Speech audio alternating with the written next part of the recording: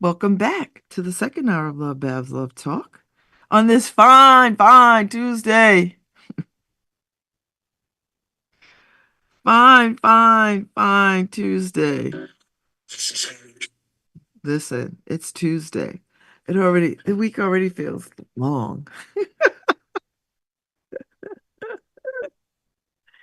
Oh, it already feels long.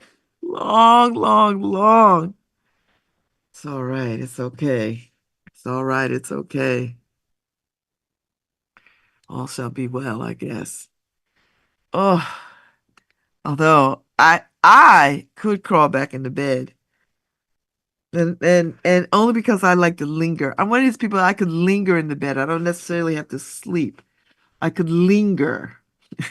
I'm a lingerer. I linger. I wake up and I linger. I love that. That's my favorite thing to do when I'm in bed. Like, you know how people are like, oh, I want to go to bed, I want to go to sleep. I get the sleep part, but I just like to linger in the bed, just maybe I'll read a book. Maybe I'll watch a movie. Maybe I'll write in my journal. Maybe I'll talk on the phone. Do you know what I mean? Like, oh, lingering. The fine art of lingering. I'm gonna build that into something. I was like, okay, y'all are going to linger a little bit.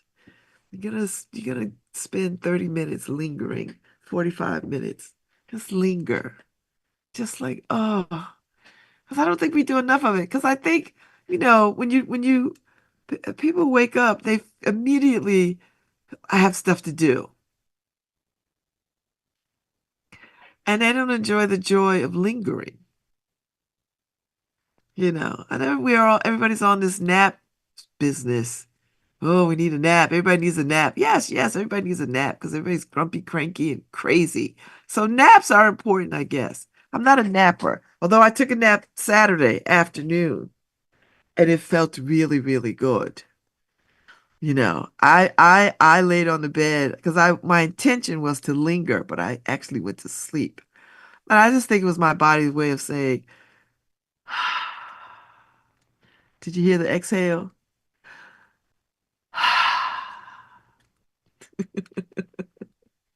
So sometimes in your mind you can think one way and the body will be like, that's what we doing. This is what we are doing. And I'm like, okay, all right. So there's an art to that.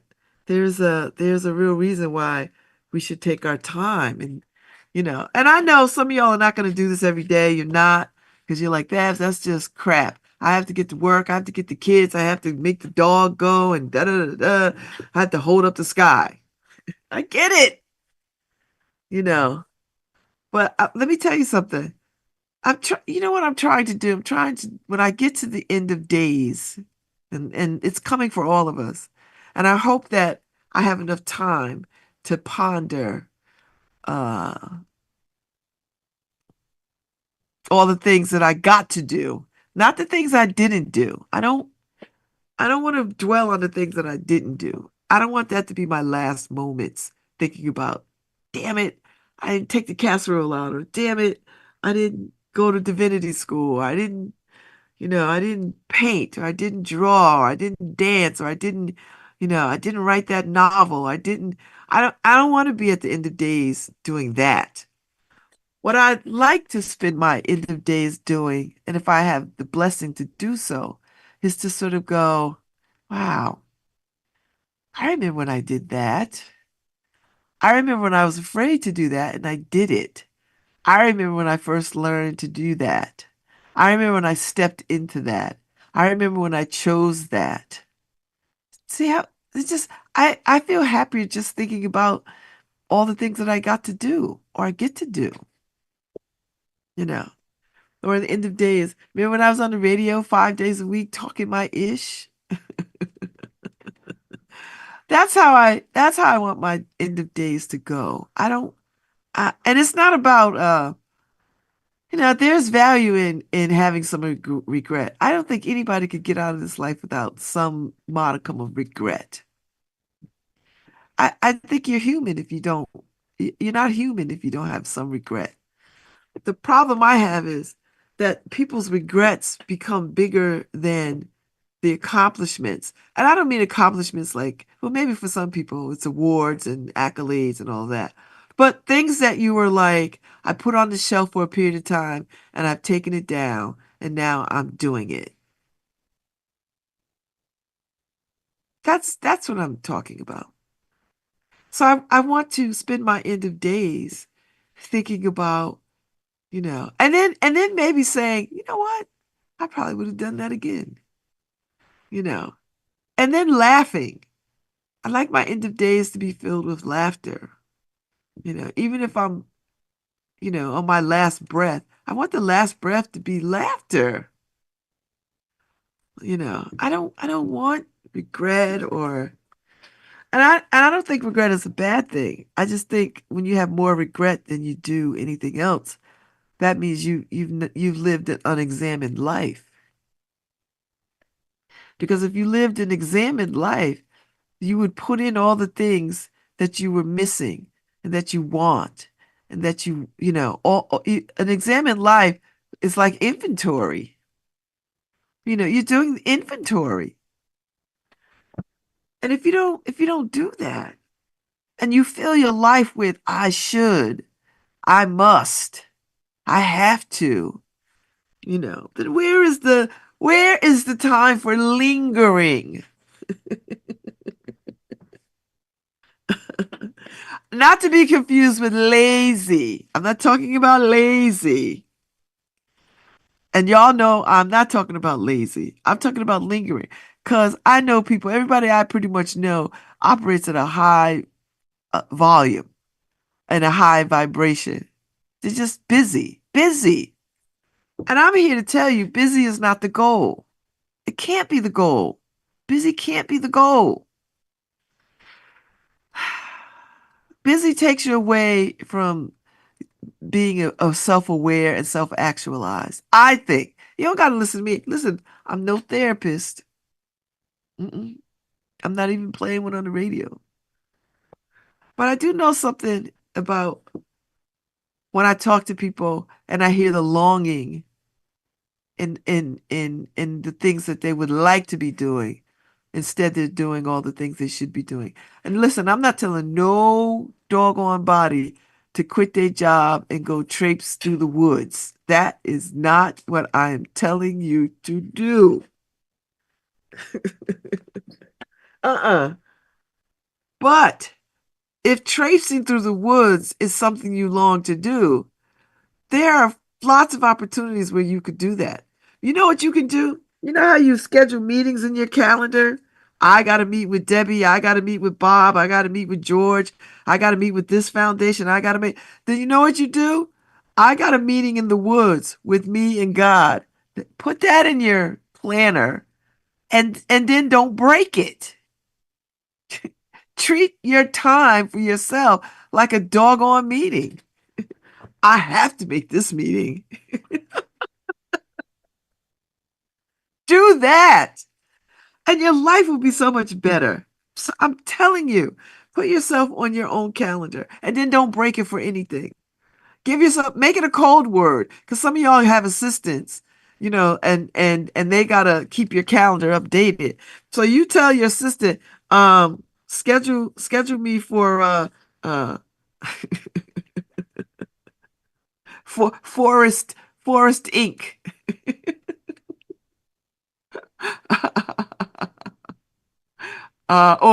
or Sand Inc.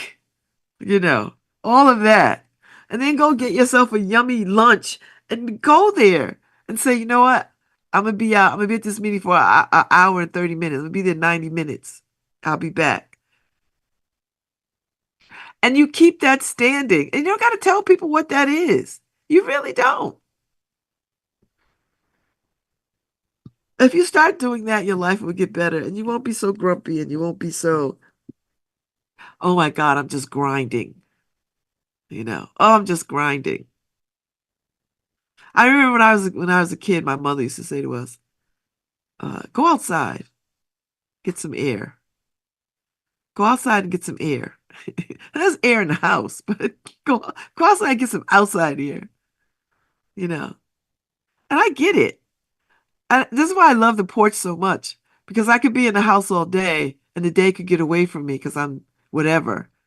And then I remind myself, oh, let me go outside. Let me go outside and get some air. Let me go sit outside on the porch or stand on the porch, because it still brings me outside, but I don't have to go anywhere to be outside. I could just go outside, and I do that when I know I'm going to be locked in for a day in the house. Do you know what I mean? I go outside. I stand outside 10, 15 minutes, 5 minutes, however, and I do it periodically throughout the day. If I'm home doing some project or working on something that needs my complete attention, I go outside, Or sometimes I just don't want to be anywhere but home. That's a lovely feeling too. I don't want to be anywhere except at my house. And I'll just go outside and then I'll come in. I'll go back outside. I'll come in and go back outside. But I learned that as a child. My mother would say to us, go outside. And even when we were sick, when we were very, very, and we weren't sick children, but there were times when I was sick and she was like, go outside for a few minutes. Let some of that fresh air get up on you. Put your robe on, your slippers, and go stand outside, get you some of that air on you, you know. Get up out the sick bed and go outside. And she didn't mean go run and play or I'm gonna lock you out. So just go outside and let that air get on your body and breathe. Go out there and take it in. And there was some wisdom to that. A whole lot of wisdom to that. And I would do that with my kids, even on rainy days when they were little. I was like, just go outside in the rain. Go outside. Go outside, for a few minutes. Get wet. Come back in. We'll dry off. Don't worry about it. Let the rain. Go catch some rain in your hands. And I let them run outside. And they was just like, you know, my son Khalil did not enjoy that at all because he's one of these kids that had a sensory issue. But I still would make him go out because he needs to get some outside air, whether it's raining. That's why I love when they were little kids in school. Their schools would go outside no matter the weather. No matter the weather. They would send a little note home at the beginning of the school year. We go outside every day regardless of the weather. So make sure they have galoshes. And we bought them all, those cute little colorful galoshes, boots from Land's End. It was galoshes in the spring for rain, and then snow boots for winter, and then coats and sweaters and scarves, you know, all the time. And the school would say, we go outside no matter the weather, regardless of the weather. I love that. Go outside. Go outside and get some of this air. And there's some schools that have that philosophy. I see these little kids outside. It doesn't matter if it's raining or snowing. I mean, unless it's dangerously cold, then you just put on your stuff and you run outside for a few minutes and you run back in. But they go outside every day, you know. So that's part of of giving yourself back to yourself. Because we're all if we're not careful, we will busy ourselves to the grave. And we're all going to die. So I don't say this to say lingering will save you. It might, but we're going to die. But in the meantime, we have to live. We have to be about the business of living. And what do you want the quality of life to be?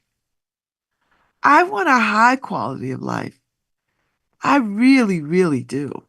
I remember being young, trying to claw my way up. And, I think about that now and I'm like, man, I could never live like that again. But that was my time. And those were my lessons. You know, those were my lessons. And Yeah. So I'm inviting people to linger a little bit.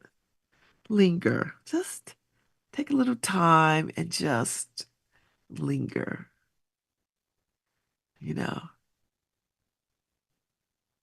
Linger, linger, linger.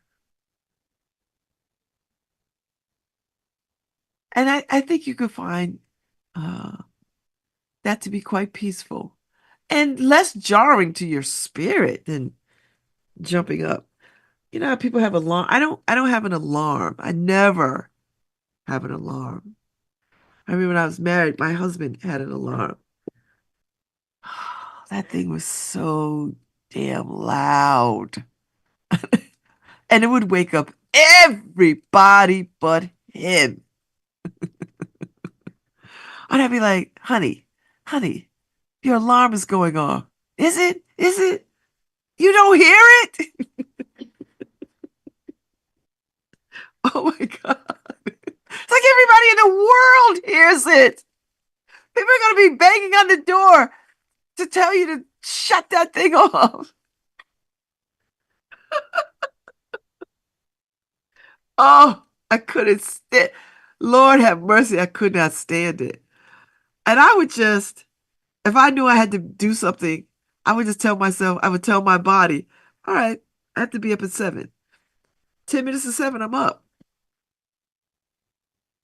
You know, I never needed an alarm in my whole life. I think I had an alarm one time, and that's only because uh I was hanging out overnight and I got home at like, I don't know, like 3 or 4 o'clock in the morning. And I had to uh catch the train to New York. And I knew I was only gonna get an hour of sleep. So I set the alarm to give me 45 minutes of sleep. That was the only time I ever set an alarm for something. And it worked because I would have fallen into a deep sleep. And I would have only slept for about 4 hours any damn way, 5 hours max. But I couldn't miss that train because I had to get in, I had to be in New York. That's the only time I ever set an alarm. I never needed it. I would just get up before the alarm and be like, oh. But my husband, man, oh, every damn day. I was like, honey, what? I said, the alarm. And, the alarm would be on his side. So if I was going to shut it off, I couldn't climb over him because that would just, he would flip out and probably try to kill me thinking he was being attacked. So I'd have to get out the bed, go around, and then turn off the alarm. And so I would tell him, and you know what he would do? He would hit the snooze button. Oh my God, that was even worse because I would settle back in. I was like, oh my God, why are you hitting the? Get up! I was the worst wife. I could not abide it. Ah, I couldn't abide it. I just couldn't stand it. I could not stand it. I couldn't stand it. You know. So alarms are never. I've never did alarms. Never. That one time, I thought, oh, this is awful. You know. I think I've done alarms before. I remember I tried to do this little chime thing where you get the little chime in the morning like doo doo doo doo. I remember waking up like, hell is that? I couldn't figure out what was going on. I was like, oh, it's the alarm, it's the chimes. Why? Why did I put chimes on? Like, what is that? Alarms don't work for me. I have a good internal clock, no matter what. If I say I need to get up at 8 o'clock, I would just get up at 8 o'clock. If I have to get up at whatever, I would just get up at whatever. So I have a good internal clock. I always have. My friends in college was hella jealous. They'd be like, God, Barbara, you don't need a clock, an alarm. Or they would say, what time you want us to set the alarm for? I said, well, you set it for yourselves. I'll be up. I don't need it. Okay. Okay. Okay. Okay. Okay. Okay. So linger, people. Find you some lingering time. Uh, find you some lingering time, you know, and whatever that is, build it into your calendars and take it. Because the end of days are here. And I don't mean that apocalyptically. I mean, we know not the day nor the hour, you know. And because I this could really be the last time anybody could hear my voice. And I'm not trying to be morbid. I'm just trying to have perspective. Like, how do I what meaningful thing can I think about or say or give myself? And I don't mean like, oh, it has to be so meaningful to answer the questions of life. But really, essentially, I think that's what I'm saying. You know, people are so preoccupied with death that they don't even live a life. And sometimes I think about my time. I think about, particularly when I inventory the day before. And I don't spend a whole lot of time worrying about the day before. But I do from time to time inventory, well, what happened yesterday and what am I going to do different today? Particularly if I have some project or some kind of goal, right? That I'm trying to like stay focused about or put in front of myself, you know. So what did I like yesterday that I did and what did I not like yesterday that I didn't do? Ha ha ha. Or that I don't want to repeat today. And sometimes I find myself doing things over and over again because I'm like I'm convinced that if I do it this way, it'll be the way. And each day it's like, no, dummy. And no, don't call yourself dummy. Don't talk to yourself like that. I tend to like to say the word saint. No, saint. Don't do that. So, uh, so, so I say all that to say, give yourself some daggone grace. That's really it. Grace and some lingering time and catch your breath, go outside, breathe in some fresh air, you know, get some air, as my mama would say. Get some air on you. Okay, mom, I'll do that. You know, sometimes in the night, not terribly late. Sometimes when it's late, like the other night, I walked out on the porch about 11, 12. The stars and the moon were just glorious. And I have to learn how to capture the moon with my iPhone. There's a whole lesson on it somewhere. I saw it. Then you have to go in, change the aperture, all the stuff. But I wasn't thinking about that. I just wanted to go outside and be up under the moon and the stars. And they were so incredibly bright. It was so bright. So bright where the stars look like diamonds. It's funny how we don't think stars are brilliant enough, so we attach another association to it like diamonds, because diamonds are sparkly, but nothing is as sparkly as a daggone star. See how crazy we can be? But anyway, so I stood out there and the moon was di- when I first stepped out, I didn't see it, but I could see, you know how you see that blueness that the moon is somewhere because you see that color blue, that midnight blue, indigo blue. So I stepped off the porch a little bit onto the steps and I looked up and the moon was sitting right there, glorious, with stars around it. And there was really, really bright stars. And I was like, it's good to be alive to see this. It's stunning. Do you know what I mean? Like, it's those kinds of things where you're like, oh, look at that. Why, that's beautiful. It was. And I stood out there. And then I did take some pictures, but yet, I didn't heed the lesson. I didn't put use my phone correctly for the pictures. I was just so enamored of it. I was like, wow, I'll just take these pictures. And so I did. And the moon was just beautiful.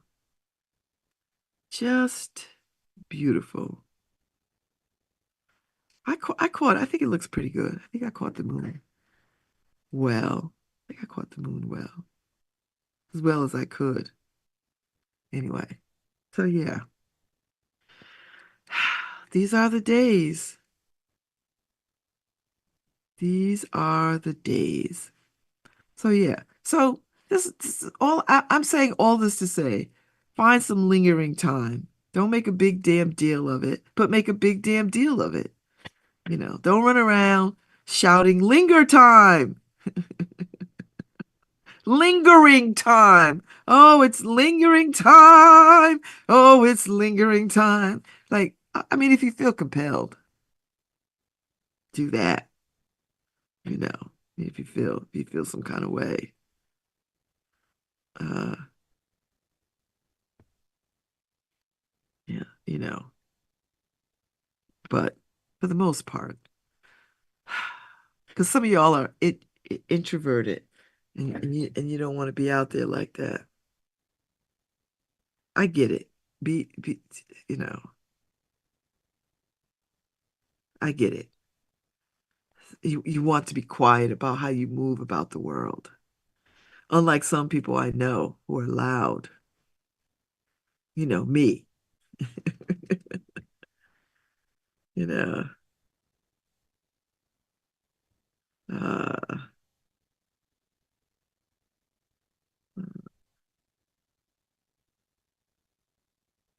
so heed what I say if you must, if you can, if you might, if you might, you might. And you know, find some time for yourself. Some really good quality time. Really good, quiet. I'm gonna take a walk in the woods time, you know, and see what that gets you.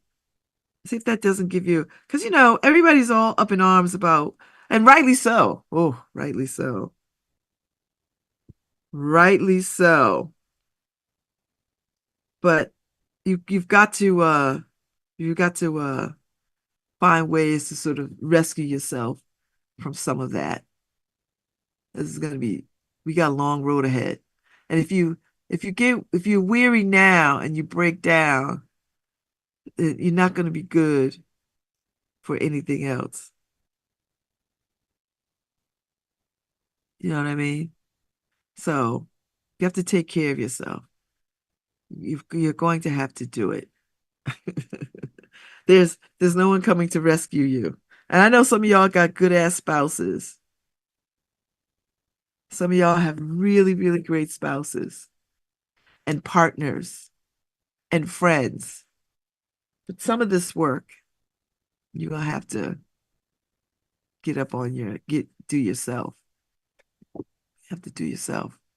A lot of it, the majority of it, all of it. So before I sign off, before I bounce, I'm gonna pull up Black Liturgies. I'm gonna read you I'm gonna read a prayer. For those who have the book, it's on page 166. It's from the chapter of joy, right? Chapter 18 is joy. And I want to read for joy that transcends. It's a prayer. And This prayer don't cost you nothing. I'm gonna read it. If you want to listen to it, you can listen to it. Or if this might be the time you'd be like, latest for you, Babz, I'm out. My feelings won't be hurt because I can't see you. So anyway, this is from Black Liturgies. Get it. Drop by Possible Futures. They have some on here. You could buy it. It's not a terribly expensive book, and it's a wonderful book to give as a gift, or have on hand for the holidays, because people seem to be very particular about their religious uh, s- uh, sentiments during this season. And Advent is coming, which I get excited for the holidays, mystery, magic, and miracles. So prayers for joy that transcends. Honest God, we don't want to fake it. We can't go on with forced smiles and feigned laughter when happiness seems so far from us. The weight of the world is so heavy. It feels as if we don't have any strength left to carry joy along with it. Be with us now as we try to reclaim and attune to some beauty in the world. Keep us from despair. Let joy be the arms that carry us from hopelessness.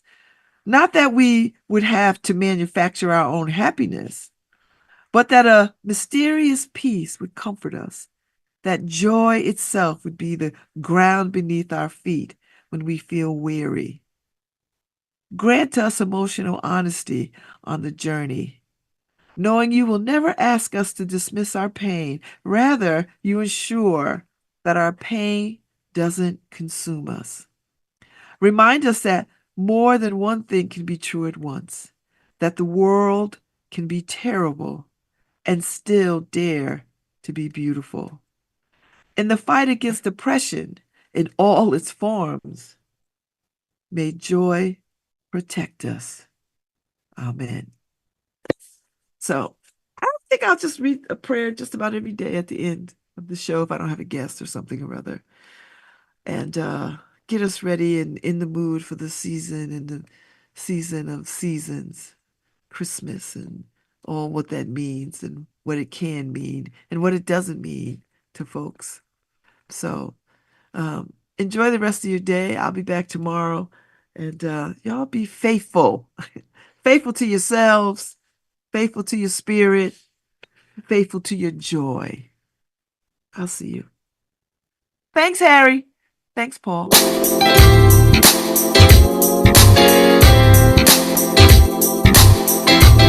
Hi, this is Babz Rawls-Ivy from New Haven, Connecticut, and you're listening to WNHHLP 103.5 FM, streaming live at newhavenindependent.org.